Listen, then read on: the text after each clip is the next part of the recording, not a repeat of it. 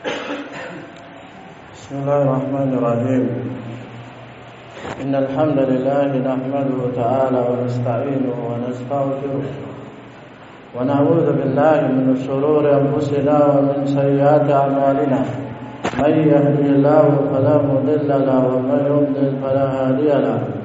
Ashhadu an la ilaha illallah wahdahu la sharika lahu wa ashhadu anna Muhammadan 'abduhu wa rasuluhu wa habibuhu wa khaliluhu sallallahu alaihi wa ala alihi wa sallam tasliman katsira. Amma ba'd. Saudara-saudaraku kaum muslimin dan kaum muslimat, bapak-bapak dan ibu-ibu yang kami muliakan dan kami hormati dan kami cintai karena Allah Subhanahu wa taala. Ikhwani fid din wa akhwati fillah, azzani wa azzakumullah wa barakallahu fikum. Allah Subhanahu wa taala menjelaskan, Rasulullah sallallahu alaihi wa ala alihi wasallam merincikan bahwasanya ada dua makhluk yang mereka masing-masing memiliki balasan yang sesuai dengan apa yang mereka lakukan. Dengan itulah para ulama sepakat bahwasanya makhluk yang paling jelek adalah iblis la'natullah alaihi, dan makhluk yang paling mulia dan afdal adalah Nabi kita Muhammad sallallahu alaihi wasallam. Sepakat para ulama, tidak ada yang menyelisihinya kecuali kaum Syiah. Nah, maka oleh karena itu Allah Subhanahu wa taala mengabadikan, qala fa bima aghwaytani la'aqudanna lahum siratal mustaqim thumma la'atiyannahum min bayni aydihim wa min khalfihim wa an aymanihim wa an shama'ilihim wa la tajidu aktsarahum syakirin. Kata iblis la'natullah alaihi, sebagaimana Allah menukilkan di awal surah Al-A'raf, iblis mengatakan, karena engkau ya Allah telah memvonis aku sebagai makhlukmu yang sesat, maka benar-benar aku akan duduk di jalanmu yang lurus. Kemudian saya akan datangi mereka dari arah depan dan dari belakang, dari kanan dan kiri, dan engkau ya Allah, iblis berani dan lancang mengatakan di hadapan Allah pada saat itu, dan engkau ya Allah tidak akan mendapati kebanyakan umat hambamu bersyukur padamu. Dalam ayat yang lain Allah Subhanahu wa taala berfirman, qala fa bima aghwaytani la uzayyinanna lahum fil ardi wa la ughwiyannahum ajma'in. Kata iblis la'natullah alaih, karena engkau telah menyesatkan aku ya Allah, benar-benar aku akan hiasi kebanyakan hambamu untuk mereka sesat dari jalanmu yang lurus. Dalam ayat yang lain Allah Subhanahu wa taala menukilkan di dalam surat Shad, qala fa bi'izzatika, demi kemuliaanmu ya Allah, la'ughwiyannahum ajma'in, saya akan menyesatkan mereka. Kemudian ini dalil-dalil yang menunjukkan bahwa iblis makhluk terjelek yang ada di bawah kolong langit ini yang Allah ciptakan, melebihi dari seluruh makhluk jelek. Kemudian sepakat para ulama bahwa makhluk yang paling mulia adalah Nabi kita Muhammad sallallahu alaihi wasallam. Sebagaimana Allah Subhanahu wa taala mengabadikan, wa innaka latahdi ila siratal mustaqim, siratillahi alladzi lahu ma fis samawati wa ma fil ardh. Kata Allah Subhanahu wa taala, sesungguhnya kamu benar-benar ya Muhammad memberi petunjuk ke jalan yang lurus, jalan Allah yang lurus, yang Dia Allah pemilik langit dan bumi. Dalam ayat yang lain Allah Subhanahu wa taala berfirman, laqad ja'akum rasulun min anfusikum azizun 'alaihi ma 'anittum harisun 'alaikum bil mu'minin raufur rahim. Sungguh-sungguh telah datang pada kalian wahai manusia seorang rasul dari jenis kalian sendiri, yaitu manusia, yang dia lahir dalam keadaan memiliki bapa dan ibu, dalam dan normal sebagaimana kalian. Laqad ja'akum rasulun min anfusikum azizun 'alaihi ma 'anittum. Sifat rasul tersebut, dia merasa berat terhadap apa yang membuat kalian berat dalam beban kehidupan kalian. Harisun 'alaikum, dan dia bersemangat untuk memberikan kalian hidayah, untuk menyelamatkan kalian dari dunia dan masuk ke dalam surga di akhirat. Bil mu'minina raufur rahim, dan kepada kaum mukminin dia penyayang. Dalam hadis Rasulullah sallallahu alaihi wasallam bersabda, "Ana sayyidu bani Adam yaumal qiyamah." saya adalah pemimpinnya Bani Adam, bahkan Nabi Adam sendiri di hari kiamat. Inilah kesepakatan para ulama bahwasanya makhluk paling jelek adalah iblis laknatullah alaih, dan makhluk paling mulia dari semuanya melebihi malaikat Jibril, melebihi malaikat, yaitu Nabi kita Muhammad sallallahu alaihi wasallam. Sekarang pertanyaannya, apa yang menyebabkan iblis laknatullah alaih sebagai makhluk yang paling jelek dan Nabi kita Muhammad sallallahu alaihi wasallam sebagai makhluk yang paling mulia yang ada di langit dan di bumi, melebihi semuanya? Jawabannya cuma satu, yaitu disebutkan oleh para ulama karena semangat yang menyebabkan iblis laknatullah alaih menjadi makhluk yang paling jelek karena semangatnya. Dan begitu pula Nabi kita Muhammad sallallahu alaihi wasallam menjadi hamba yang mulia karena semangatnya pula. Yaitu semangatnya iblis adalah untuk durhaka kepada Allah dan untuk mencari teman supaya dia durhaka kepada Allah pula. Sedangkan Nabi sallallahu alaihi wasallam semangatnya berbeda, bertolak belakang dengan apa yang iblis laknatullah alaih. Sehingga itulah Allah Subhanahu wa taala mengabadikan, "Fasbir kama sabara ulul azmi minar rusuli wa la tasta'jil lahum." Al-ayah. Allah Subhanahu wa taala berfirman, "Bersabarlah kamu wahai Muhammad sebagaimana bersabarnya ulul azmi." Bagaimana maksudnya bersabar ulul azmi? Dijelaskan oleh para ulama di dalam tafsir At-Tabari. Beliau mengatakan, "Inna ulil azmi minhum kanu alladhina imtuhinu fi dzatillahi bid dunya bil mihan, fala yaziduhum al mihanu illa jiddan fi taatillah, kanuhi wa Ibrahim wa Musa wa Isa wa masybahum." Kata Imam At-Tabari rahimahullah taala bahwasanya ulul azmi yaitu pemimpin para nabi, Nabi Nuh, Nabi Musa, Nabi Ibrahim, Nabi Musa, Nabi Isa, Nabi kita Muhammad sallallahu alaihi wasallam, disebabkan mereka pemimpinnya para nabi karena mereka adalah orang-orang yang diberikan ujian di dunia ini dengan ujian berbagai macam yang berat karena Allah, karena berpegang teguh terhadap agama Allah, maka tidak menambah ujian-ujian tersebut terhadap mereka tersebut, melainkan semakin semangat di dalam menjalankan ketaatan kepada Allah, semakin semangat di dalam menjauhkan diri dari kemaksiatan kepada Allah Subhanahu wa taala, seperti Nuh, Ibrahim, wa Musa dan seterusnya. Dan kita sepakat sebagaimana jelaskan ahli ini, pemimpinnya ulul azmi adalah Nabi kita Muhammad sallallahu alaihi wasallam. Inilah yang menjadikan mereka para nabi dan terkhusus Nabi kita sallallahu alaihi wasallam diabadikan oleh Allah sebagai pemimpin, dan mereka adalah umat yang hamba Allah yang kuat hal tersebut. Sedangkan iblis laknatullah alaih, beliau laknatullah alaih bersumpah, la'anahullah wa qala la attakhidanna min ibadika nasiban mafruḍa wa la udhillannahum wa la umanniyannahum wa la amurannahum fala yubattikunna adana al-an'am wa la amurannahum fala yughayyirunna khalqallah. Al-ayah. Kata Allah Subhanahu wa taala di akhir surat An-Nisa, Allah melaknatnya. Dan setelah dilaknat dia mengatakan, "Ya Allah, benar-benar saya akan mengambil jatah dari hambamu dengan jatah yang banyak." Apa maksudnya? Dijelaskan oleh Imam Ibnu Katsir rahimahullah dalam tafsirnya. Menukil perkataan Muqatil Ibn Hayyan rahimahullah, "Fi kulli alfin tis'umiyatin wa tis'atun wa tis'in ila an-nar wa wahidun ila al-jannah." Maksud perkataan iblis dalam surat An-Nisa tersebut, dia akan mengambil jatah dari hamba Allah, yaitu dia bersemangat dari setiap 1000 orang. Maka dia berusaha semangat semaksimal mungkin, dia dan pasukan dari kalangan jin dan manusia, untuk 99999 masuk neraka semuanya. Cuma satu yang masuk, yang dia bisa masukkan ke dalam neraka. Cuma satu masuk surga. Ini menunjukkan iblis laknatullah dijadikan oleh Allah makhluk paling terendah, dan Nabi kita Muhammad SAW makhluk yang paling mulia karena satu poin, yaitu semangat. Semangatnya iblis, semangat untuk melakukan maksiat dan mencari teman untuk bersama-sama dalam kemaksiatan. Sedangkan Nabi kita Muhammad SAW semangat di dalam menjalankan ketaatan, dan semangat pula mencari dan mengajak orang untuk masuk bersama beliau SAW dalam ketaatan pada Allah Subhanahu wa taala. Maka inilah yang membedakan. Yang membedakan satu dengan yang lainnya kita masing-masing. Satu dengan yang lainnya kita masing-masing dalam ketaatan atau kemaksiatan, yaitu semangat kita.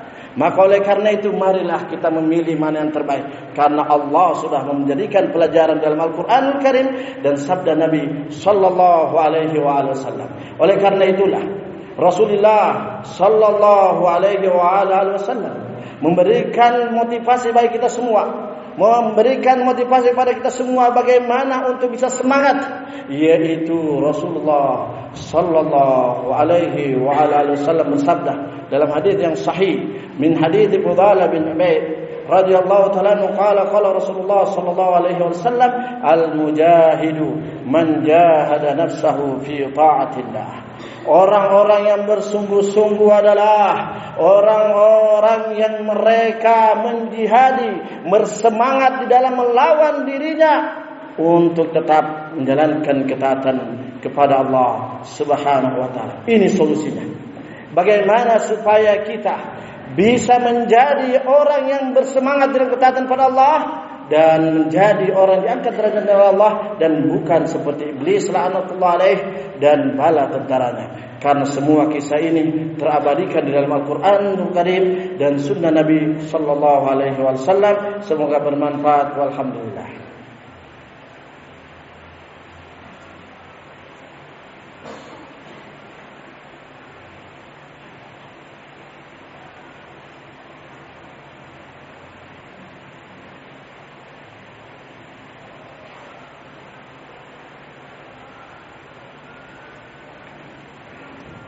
Alhamdulillah wassalatu wassalamu ala Rasulillah wa ala alihi wa sahbihi wa mawala amma ba'd. Saudara-saudara kaum muslimin dan kaum muslimat yang kami muliakan dan kami hormati, ikhwani fid din wa akhwati fillah, azzani wa azakumullah wa barakallahu fikum. Bapak-bapak dan ibu yang kami muliakan dan kami cintai karena Allah Subhanahu wa taala. Di khutbah yang kedua ini kita akan menyebutkan bagaimana maksud dari perkataan Rasul sallallahu alaihi wasallam, bahwasanya dengan semangat itu seseorang akan diangkat derajatnya oleh Allah ataukah direndahkan oleh Allah Subhanahu wa taala. Ar-Rasul sallallahu alaihi wasallam bersabda dalam hadis yang diriwayatkan oleh Imam Bukhari dan Muslim rahimahullah alaihim min hadis Abi Hurairah radhiyallahu ta'ala anhu qala Rasul sallallahu alaihi wasallam sab'atun yudhilluhum Allah fi dhillihi ila dhillihi yawma la dhilla illa dhilluh. 7 golongan yang Allah akan berikan naungan pada mereka di hari yang tidak ada naungan kecuali naungannya Allah Subhanahu wa taala. Yang pertama imamun adil, wa rajulun nasya bi ibadatillah, wa rajulun qalbuhu mu'allaqun fil masajid, wa rajulani tahabba fillah tama alaihi wa tafarraqa alaihi, wa rajulun da'atu imra'atun jamilatun adatu mansabin wa jamalin faqala inni akhafu Allah, wa rajulun tasaddaqa bi sadaqatin fa akhfaha hatta la ta'lamu shimaluhu ma tunfiqu yaminuhu, wa rajulun dzakara Allah khaliyan fa fadat aynahu. Kata Rasul sallallahu alaihi wasallam, golongan yang pertama pemimpin yang adil. Kita tidak ingin mensarahnya, menjelaskan panjang lebar, cuma kita menyebutkan poin-poinnya. Yang kedua adalah seorang pemuda, yaitu pemuda jelaskan oleh Imam Ibnu Jauzi rahimahullah, yaitu seorang yang semenjak balik sampai menjelang umur 40 tahun, itu pemuda. Sebagian ahli mengatakan 45 tahun. Karena masa-masa pemuda itu masa akhir. Itulah para nabi keumumannya diberikan wahyu dijadikan nabi sebagai nabi dan rasul. Rata-rata keumumannya pada umur 40 tahun. Karena di umur 40 tahun itu puncak kedewasaan, puncak kepemudaan, puncak kematangan. Walamma balagha ashuddahu wastawa ataina hukma wa ilma wa kadzalika najzil muhsinin, kata Allah Subhanahu wa taala. Maka pemuda yang kedua yang tumbuh berkembang dalam beribadah pada Allah. Kemudian yang ketiga, seseorang yang hatinya senantiasa rindu menuju ke masjid untuk beribadah, untuk qiraatul Quran, untuk salat lima waktu, untuk ta'lim dan lain sebagainya. Kemudian yang keempat, 2 orang yang mereka saling mencintai karena Allah, mereka berkumpul karena Allah dan mereka bersatu, berpisah pun karena Allah. Kemudian yang kelima, yaitu seseorang yang diajak wanita yang memiliki kecantikan dan kedudukan untuk bermaksiat, dia mengatakan aku takut pada Allah. Kemudian yang keenam, yaitu seorang yang bersedekah, dengan dia sembunyikan sedekahnya sampai tangan kirinya pun tidak mengetahui apa yang disedekahkan oleh tangan kanannya. Kemudian terakhir, seseorang yang berzikir pada Allah di waktu sembunyi, tidak ada yang melihat kecuali Allah Subhanahu wa taala. Kemudian dia meneteskan air mata karena takut terhadap azab Allah dan takut kemaksiatannya dibongkar oleh Allah dan tidak diterima tobatnya. Kata para ulama ketika menjelaskan hadis tersebut, di antaranya Imam Ibnu Rajab rahimahullahu taala dalam Syarah Fathul Bari, beliau mengatakan hadis sab'atu تختلف أعمالهم في الصورة وجمعها معنى واحد وهي مجاهدتهم لأهواء أنفسهم ومخالفتهم لأهوائهم. Kata beliau rahimahullah ta'ala, ini semua 7 golongan bentuk amalannya berbeda-beda, namun satu porosnya satu, yaitu semangatnya mereka 7 golongan tersebut di dalam menyelisihi kemauan pribadinya, dan dia semangatnya mereka di dalam menyelisihi kemauan hawa nafsunya. Ini porosnya, ini intinya mereka mendapatkan 7 golongan tersebut mendapatkan naungan Allah. Karena mereka semangat di dalam menyelisihi keinginan pribadi, kepentingan pribadi mereka, karena menyelisih syariat Allah, dan mereka menyelisihi kemauan hawa nafsu mereka yang mendorong kepada kejelekan karena Allah Subhanahu wa taala. Naam. Kemudian kata beliau, wa dzalika yahtaju awwalan ila riyadatin syadidatin wa sabrin 'ala al-imtina'i mimma yad'u ilaihi da'i syahwa. Dan ini pertama kali dibutuhkan perhatian yang kuat dan sabar yang berlipat untuk mencegah dirinya dari melawan segala dorongan-dorongan bisikan-bisikan hawa nafsunya untuk melakukan tersebut. Naam, wa kana haula'i sab'ah fi dhillillahi azza wa jalla fi dhilli azza wa jalla falam yajidu li harri mawqif jazaan amalan jazaan ala sabrihim ala al-imtina'i mimma da'a ila syahwah. Kata beliau, dan 7 golongan ini mereka semua akan berada dalam naungan Allah Subhanahu wa taala disebabkan maka mereka tidak mendapatkan panasnya ketika berdiri pada mahsyar, sebagai bentuk balasan atas sabarnya mereka dan semangatnya mereka mendidik sabar mereka untuk melawan hawa nafsu mereka dari kepanasan dorongan hawa nafsu. Panas semua. Imam yang adil, mereka banyak godaan untuk bisa korupsi, untuk CP, untuk apalah, kalian mungkin lebih tahu. Tapi dia lawan panasnya itu. Kemudian juga yang kita ambil 2 contoh saja, yaitu contoh yang berikutnya, yaitu seorang lelaki yang diajak seorang wanita yang cantik dan kaya untuk melakukan kemaksiatan, maka dia mengatakan aku takut pada Allah. Kata beliau rahimahullah, hadza dalilun ala taqdimi khaufillahi ala hawan nafs wa sahibuhu dakhilun fi ma'na qaulillahi subhanahu wa ta'ala wa amma man khafa maqama rabbih wa nahan nafsa 'anil hawa.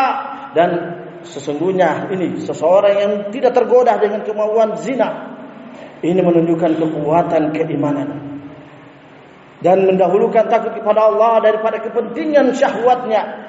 Dan pelakunya ini akan masuk dalam firman Allah, adapun orang-orang yang takut terhadap kedudukan berdiri di padang mahsyar dan mereka menahan hawa nafsunya, maka mereka tempatnya di surga. Dalam ayat yang lain, inna fi dzalika la ayatan liman khafa adzabal akhirah. Ini merupakan tanda-tanda ayat-ayat Allah bagi siapa yang takut azab akhirah. Wa dzalika yaumun majmu'ul lahun nas wa dzalika yaumun mashhud. Ini adalah merupakan di hari tersebut di padang mahsyar, yaitu dikumpulkan manusia dan dibongkar semua aib-aib manusia. Dalam ayat yang lain Allah Subhanahu wa taala berfirman, "Waliman khafa maqama rabbih jannatan." Dan orang-orang yang takut terhadap berdiri di padang mahsyar dibongkar aibnya, mereka akan mendapatkan 2 surga. Maksudnya 2 surga, yaitu dia bisa masuk di surganya yang khusus orang dari bangsa jin dan bangsa manusia, dia bisa masuk keduanya. Karena di sana nanti ada 2 surga, yaitu surga khusus dari kalangan jin dan surga khusus dari kalangan manusia. Maka orang-orang yang menahan hawa nafsunya, yang ini 7 golongan tadi ini, mereka akan bisa masuk ke surganya jin dan surganya manusia. Nah, maka sebagai penutup kita menukilkan perkataan Ubaid bin Umair rahimahullah taala, wa min sidqil iman wa birrihi, di antara bentuk kejujuran iman dan kebaikan iman seseorang, ayakhluwar rajulu bi imratil jamilati fayad'aha la yad'uha illa lillahi azza wa jalla. Kata beliau rahimahullah, di antara bentuk kejujuran keimanan seseorang dan kebaikannya adalah seseorang dia berduaan dengan seorang wanita yang cantik. Seorang wanita yang cantik, kemudian dia tinggalkan wanita tersebut, bukanlah dia meninggalkan kecuali karena takut pada Allah. Dan begitu kiaskan dari 7 golongan tersebut. Semangatnya, kenapa? Karena takut pada Allah.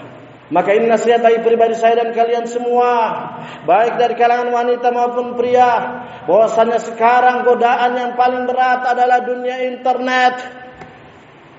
Tidak sudah tua ataukah masih muda, laki-laki maupun perempuan, mereka tidak bisa menahan syahwatnya untuk melihat aurat lawan jenisnya, walaupun sekedar melihat di balik layar, atau melihat lewat HP, atau melihat lewat apalah yang mereka memberikan fasilitas.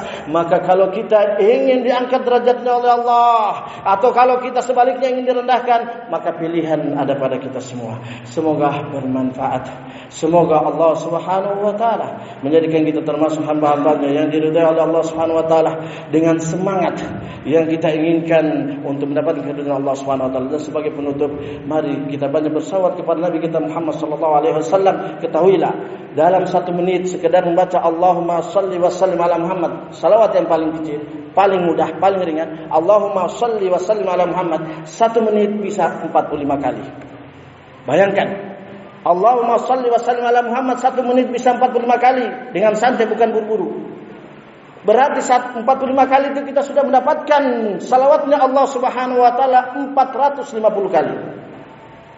Bayangkan kalau 10 menit berarti 4.500. Kita dapatkan 450. 10 menit kita dapatkan salawatnya Allah 4.500. Maka jangan remehkan bersalawat kepada Allah, kepada Rasul sallallahu alaihi wasallam, walaupun tidak khusus hari Jumat sebagaimana perkataan Ibnu Hajar rahimahullah, salah seorang ulama mazhab Syafi'iyah, bahwasanya bersalawat itu setiap hari dan setiap saat. Maka marilah kita menjadikan hamba kita diri sebagai hamba-hamba Allah yang banyak bersalawat kepada Rasul sallallahu alaihi wasallam ketika berdiri, ketika berbaring, ketika berjalan dari manapun kita berada, karena seseorang akan dekat dengan Rasulullah sallallahu alaihi wasallam tergantung jumlah dan kualitas dan kuantitas salawat dia kepada Rasul sallallahu alaihi wasallam. Semoga bermanfaat. Mohon maaf atas waktu diambil, namun mudah-mudahan pada tempatnya. Dan apabila ada kekeliruan, maka itu murni dari pribadi saya dan dari syaitan, dan saya bertobat pada Allah Subhanahu wa taala. Dan jika ada benarnya dan itu benar dan kebenaran, maka itu dari Allah Subhanahu wa taala dan hadis-hadis Nabi sallallahu alaihi wasallam, dan kita tidaklah kecuali sekedar menukilkan, sekedar menghafal dan menukilkan pada Anda sekalian. Semoga bermanfaat. Wallahu a'lam bissawab, wa akhiru da'wana alhamdulillahi rabbil alamin. Aqimus shalah.